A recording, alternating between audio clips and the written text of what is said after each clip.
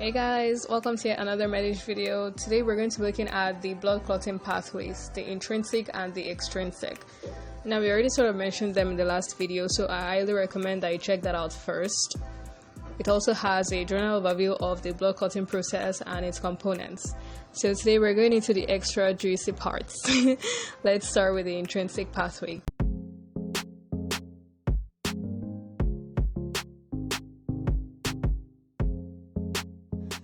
For the intrinsic pathway, I will have you imagine a scenario. You're at a party, say your aunt's wedding. So your aunt is marrying an accountant and you know how they are with money.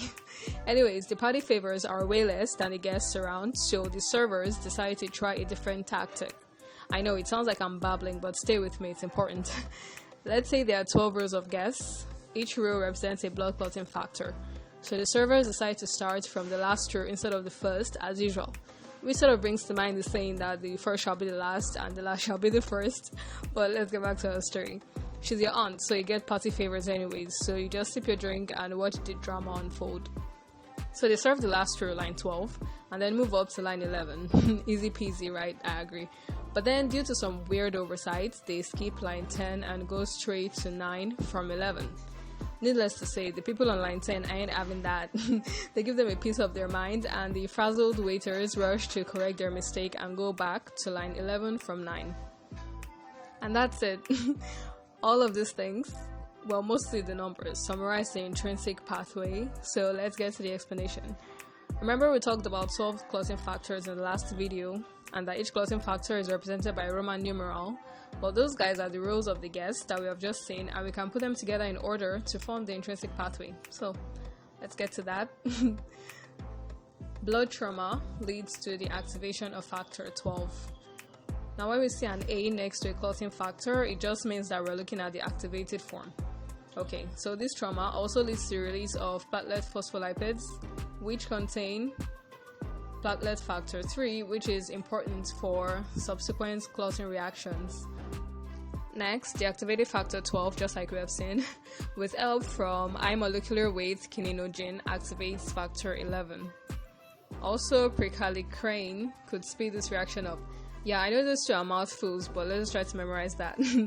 Next, activator factor 11 in the presence of calcium activates factor 9, which in turn activates factor 10. Also in the presence of calcium, but this reaction needs help from activated factors 9, 8, and also factor 3 gotten from the platelets. Lastly, activated factor 10 combines with some other stuff at the trauma site like tissue phospholipids and factor 5. So these guys form the prothrombin activator. Yay! In my last video, we already saw how this prothrombin activator works to form the fibrin mesh that actually covers the wound. So once again, check that out if you haven't yet, because the entire intrinsic pathway is combining what we have just seen and that. So there you have it. This is the intrinsic pathway. But unfortunately, the battle is only half over, as we have the extrinsic pathway next. And we already saw that the major difference between them is where the trauma happens. The extrinsic pathway is usually triggered by trauma to the extravascular tissue, and the intrinsic is caused by trauma to a vessel wall internally. Now, could the difference be because one is exposed to the atmosphere or something and one isn't? I'd like to hear what you think about that, so drop a comment, okay? Now back to our extrinsic pathway. We're going to have a simple algebra exercise. Listen carefully. So 3 plus 7 equals 10. 10 divided by 2 equals 5. Now you're probably wondering, is that it?